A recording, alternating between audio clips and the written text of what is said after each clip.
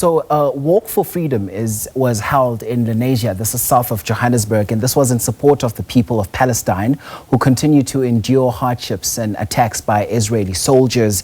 SABC News reporter Dludla has more for us. The peaceful walk for freedom has come to an end here in Lenasia. Lenasia is in the south of Johannesburg. That is where we saw hundreds of marchers in solidarity with the Palestinians. But let me introduce one of those who were marching. This march has come to an end now. What does this march mean to you? So this is, I'm speaking as Sonny Morgan, as a member of the Palestinian Solidarity Alliance. This is our 16th march that we've had over the years in Lenasia in solidarity with the Palestinians.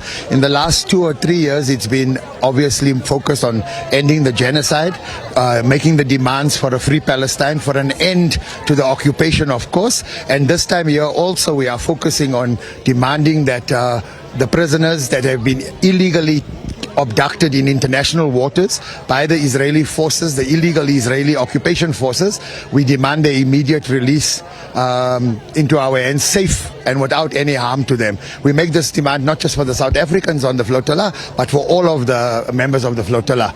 In addition to that, we make the demand that South Africa stops sending coal to Israel through Glencore and through the Richards Bay coal terminal. We also want to amplify that in order to do our work of solidarity in South Africa, we support the boycott, divestment and sanctions movement. So we encourage people to boycott all Israeli-related products. In fact, we want to expel all of the diplomatic people from the embassy. South Africa must follow Colombia, and Cyril Ramaphosa must follow what Gustavo Petro, the president of Colombia, did. He must expel all diplomatic staff from the embassy, shut the embassy down. There are various demands, but these are the top demands for now.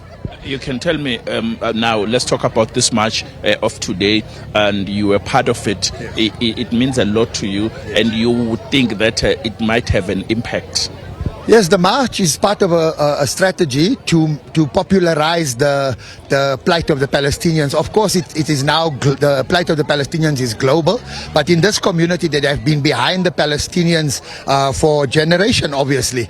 This is another event, and the march a huge success to show that the people of Lenasia and surrounding areas have solidarity with the Palestinians. We are reminded of our long resistance to oppression and to occupation. So simply here, it's a mark of respect and it's a mark of solidarity for the Palestinians. We want to thank everybody that came out. It's been a phenomenal success.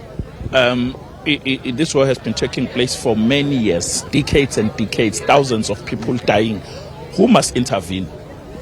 So of course the Samut Flotilla is ordinary individuals, right? But what really needs to happen is states, governments of the world, particularly the global north and the western countries. They need to own up to their involvement in this genocide. They must step in and call for an end to this war. This is not about individuals that can go to negotiating tables. We want the Palestinians themselves at the negotiating table. We want states to intervene. All of the states that have professed to give support have remained idle, and we must undo the Western hegemony in the Middle East. So the Middle East must be able to, even the surrounding countries, they need to step up because it's also their futures. What the Americans and what the Israelis are doing in Gaza is just a trial run for what they are capable of doing to the entire region if we don't put a stop to it. Thank you very much for your time. Very much. Thank you. One of the marchers engaging with SABC News about this march, as I have mentioned in my introduction, the march has come to an end and it was peaceful.